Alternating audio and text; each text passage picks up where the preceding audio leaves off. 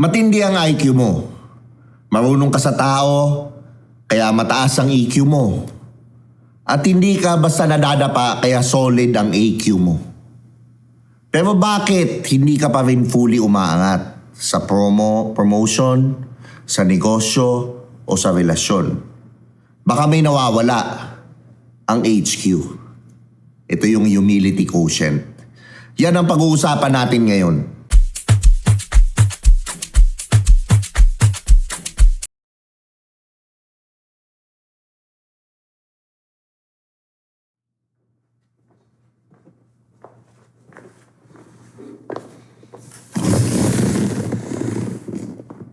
Kamusta? Ako si Tio Bry, ang host ng Do You Think?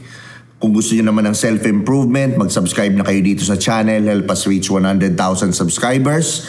At syempre, available din ito sa Spotify. Pwede niyong pakinggan sa kotse.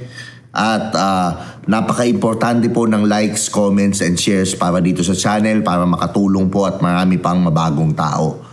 Today, bubuoy natin ang 4 na quotients na pwedeng magpalabas ng full potential mo. IQ, Intelligence Quotient, EQ, Emotional Quotient, AQ, Adversity Quotient, at ang madalas na hindi napapansin, ang HQ, Humility Quotient. Kung nasa 24 hanggang 44 ka, ito ang season ng malalaking desisyon.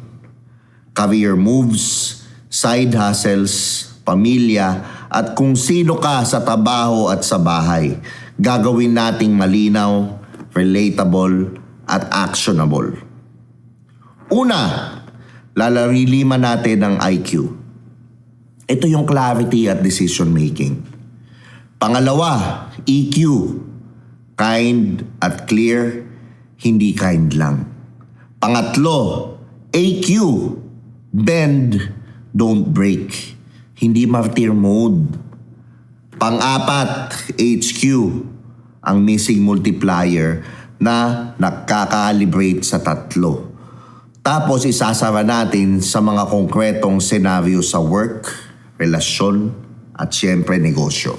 IQ, ito yung intelligence quotient. Clarity beats cleverness. Ang IQ ay kakayahang umintindi ng complex at mag-solve ng problems. Pero sa totoong mundo, hindi sapat ang talino kung malabo. Ang totoong sign ng matalinong tao ay hindi pahabaan at paliwanag, kundi papaikliin hanggang maintindihan at magalawan. 3 maling gamit ng IQ. Una, analysis paralysis. Sobra sa pag-iisip, kulang sa unang hakbang. Pangalawa, solution dumping. Ang galing ng idea pero walang buy-in kasi hindi ine-emphasize ang audience. Pangatlo, smart snobbery.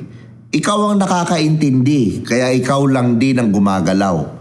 Mas mahusay na gamit ng IQ? Una, clarity sentence, isang pangungusap. Ang goal ay para mangyari ang blank bago ang blank.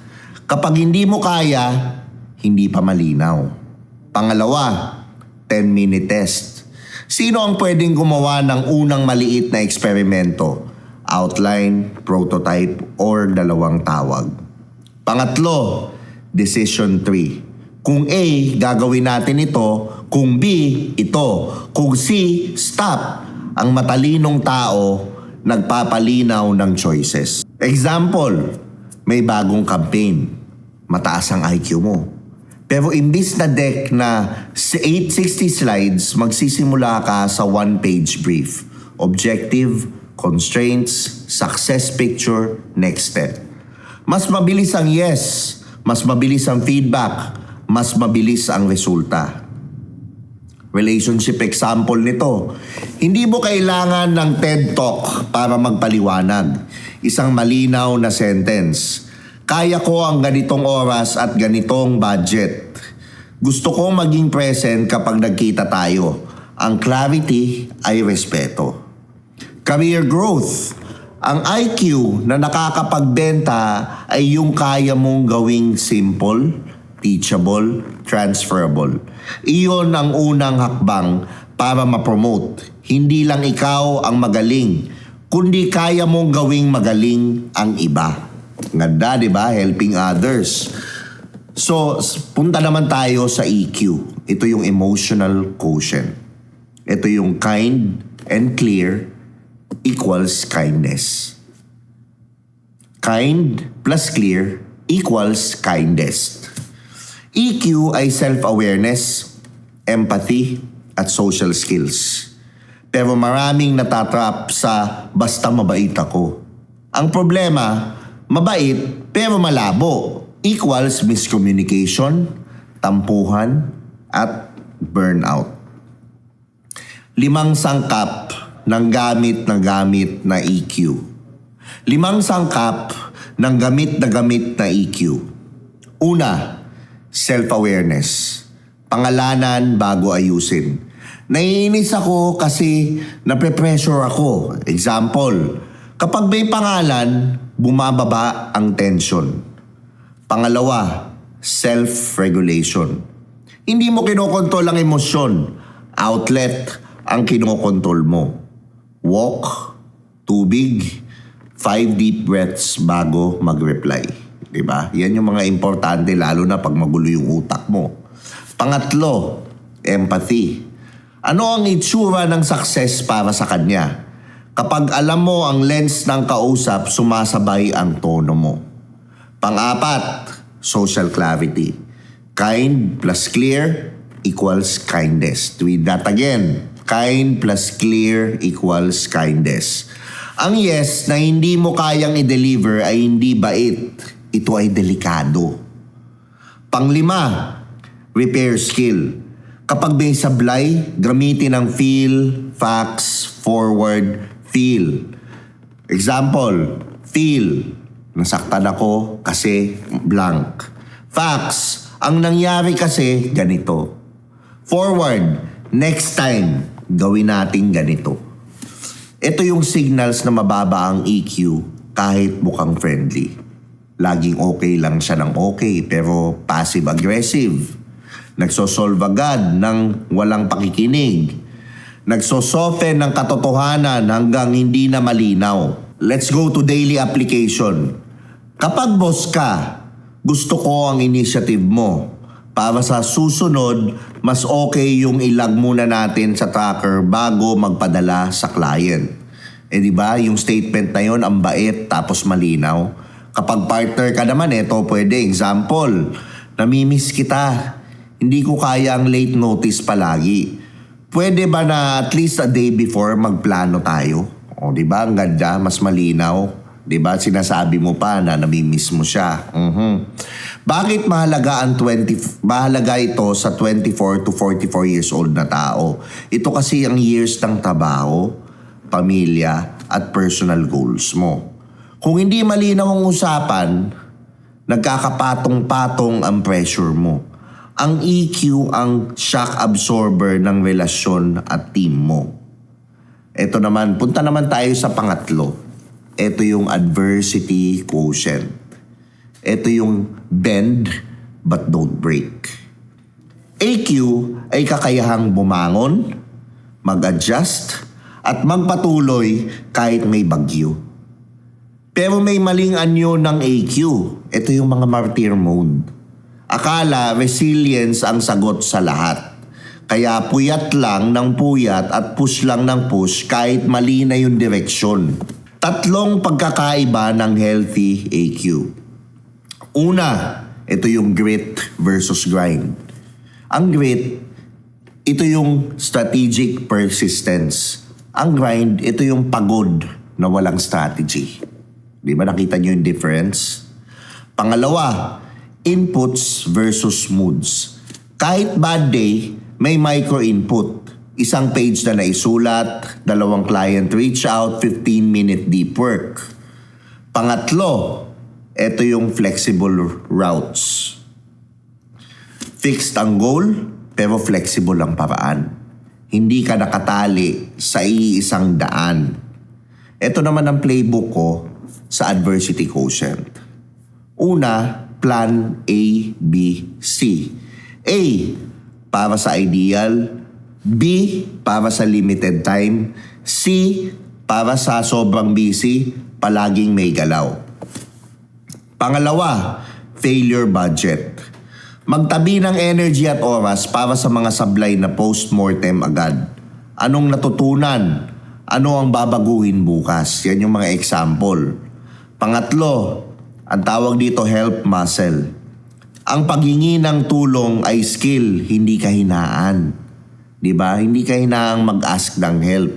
Tanong na malinaw equals kalahati ng solusyon.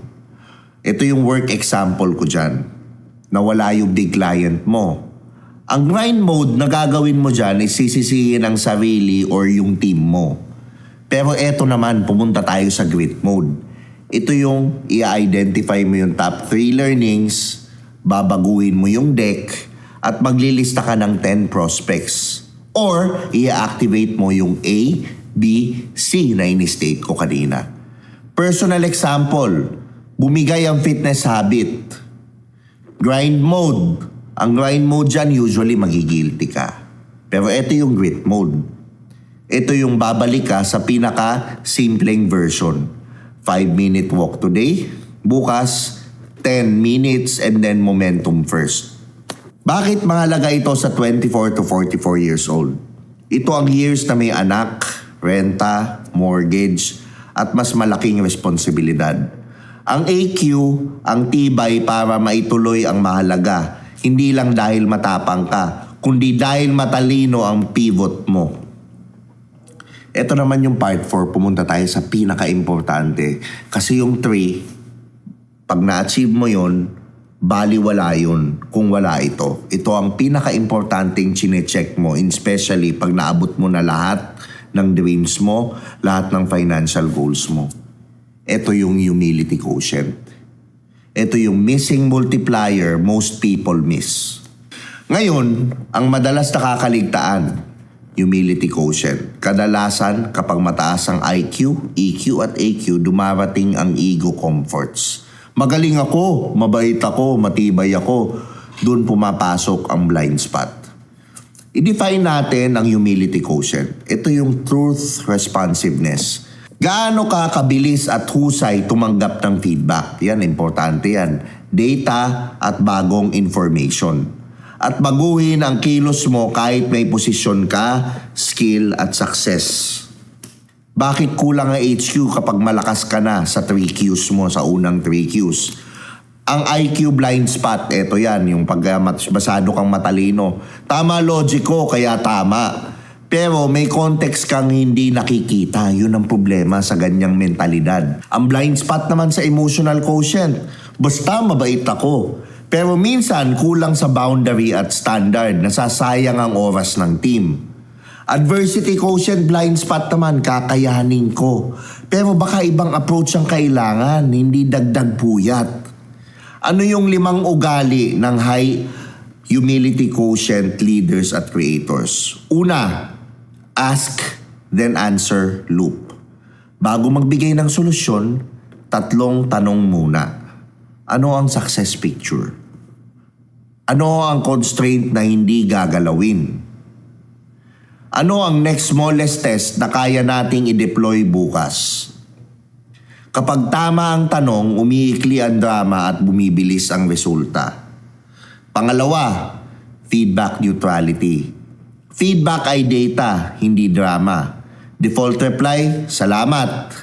Ano ang specific na gusto mong makita next time? Walang depensa, application agad. Pangatlo, pre-mortem at post-mortem. Bago mag-launch, kung papalpak to, bakit? Maglagay ng guardrails bago pa mangyari. Pagkatapos, ano ang iiba sa susunod? Hindi pa ulit-ulit ang error dahil minamind mo ang aral. Pang-apat, ito yung credit algorithm. Tagumpay, ipinapasa mo ang credit sa team mo, sa ibang tao, sa mga tumulong sa'yo. Si Ana, pagbukas ng pinto, si Ken nag-ayos ng process. Perfect example. Ang sablay dito, inaako mo. Yung sablay, yung mga mali, inaako mo. ito yung sinasabi mo na kasalanan ko ito yung aayusin ko. Ang resulta, yung mga tao niyan tataas yung tiwala sa'yo. At mas gugustuhin kanilang sundan. Yan yung nagbe-breed ng mga tamang leaders. Panglima, update speed. May bagong dates. Binabago mo ang plano. Hindi mo pinoprotektahan ang ego mo. Pinoprotektahan mo ang misyon. Ano yung linyang pwede mong sabihin sa sarili mo? With this new info, ito ang bago kong gagawin. Ano ang hindi humility quotient? Hindi ito self-deprecation or pahambol ng show. Hindi ito pagbaba ng standards. Hindi ito pagiging tahimik sa harap ng mali. Ang HQ equals malakas ang gilid ng utak at puso mo para itama ang sarili mo kapag may mas totoo. Bakit nga ba ang HQ nagdadrive ng promotions, clients, and love? Sa trabaho, perfect example, ang boss nagpo-promote ng taong nakikinig at nag-a-upgrade, hindi lang ng taong magaling mag-present. For example naman, sa kliyente, panalo ang brand na transparent, nag-a-adjust at mabilis mag-repair.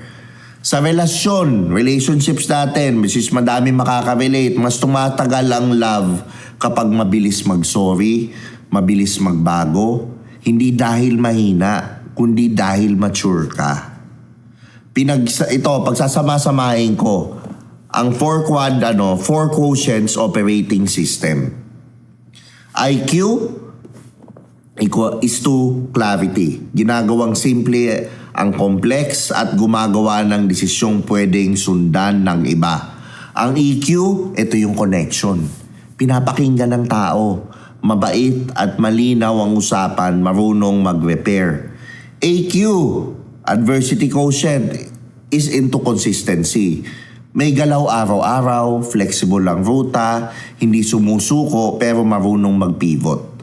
Ang HQ naman, humility quotient, is into calibration. Ina-adjust mo yung direksyon base sa katotohanan, hindi base sa ego. Clarity plus connection plus consistency plus calibration equals wins. Nagko-compound sa career, sa negosyo at syempre sa bahay mo. Bigyan ko kayo ng 3 senaryo. Unang-una, sa work presentation. Ang IQ dito is 1-page brief, malinaw ang success metric. Ang EQ dito, storytelling na relevant sa audience, hindi lang features. Ang AQ dito, kahit nagkaka-tech glitch, may printed summary at Q&A plan. Ang HQ naman dito, humility quotient, pagkatapos, hihingi ka ng 3 brutally honest notes at i-apply mo sa susunod o hihingi ka ng feedback. Iyan ang dahilan kung bakit ikaw ang promotable. Another example, let's put it in team conflict, which is usually nangyayari sa trabaho. Ang IQ sa team conflict, pag nagkaroon ng team conflict, is naiintindihan mo ang process at deadlines. Ang EQ, name it before you fix it. Nai-stress tayo kasi nagbabago ang scope. Yan ang perfect example. Name it before you fix it. Ang AQ naman, gumawa ng plan B para sa deliverables mo. Yan yung adversity quotient mo. And then HQ, inaako mo yung gap. Hindi ako naging malinaw. Next sprint, ito ang gagawin ko. Ang tiwala, umaangat, hindi bumabagsak. Sa relationship naman, ilagay natin, ito yung relationship check-in. Ano yung IQ? Ayos ang logistics at schedule. Ang EQ, isang honest sentence kada araw sa partner mo. Ang AQ naman, consistent kahit busy ka. Ang HQ, kapag mali ka, mabilis ka magbago ng ugali. Ang resulta, love that lasts. Diba? Another example, doon naman tayo sa startup or sa side hustle na ginagawa mo. Ano nga ba yung IQ dito? Ito yung simple model at malinaw na offer na pwede mong gawin sa negosyo mo. Sa EQ naman, kinausap mo ang totoong pain ng customer. Di ba? Inaalam mo. Ang AQ naman, I-iterate mo kahit mabagal ang simula. Ang humility quotient naman, kapag hindi gumagana base sa data, hindi mo minamahal ang idea mo kaysa sa katotohanan. Ang ginagawa mo, you automatically adjust or pivot. Kung matalino ka na, marunong sa tao, at matibay sa bagyo, humility quotient ang gagawing mahal, pinapaniwalaan, at ipopromote ka. Ito ang hindi nakikita ng marami. Kapag mataas ang IQ, EQ at AQ, mas lalo mong kailangan ng humility quotient para hindi ka maging prisoner ng sarili mong galing, bait at tapang. Piliin mo ngayon ang isang humility quotient behavior na gagawin mo. Magtanong muna bago ka sumagot, tumingin ng 3 specific notes o baguhin ang plano base sa bagong impormasyon. Kung gusto naman mo naman ng ganitong content, di ba, natuwa ka naman dito, mag-subscribe ka na dito sa channel. Help me reach 100,000 subscribers. At pakinggan nyo rin to sa Spotify, mag-like, mag-comment, mag-share. Ako si Tio Bray. Brains, feels, grit, humility. Yan ang combo ng naghahatid hindi lang ng resulta, kundi pagrespeto, pagtitiwala, at pagmatagalang tagumpay. See you on the next episode.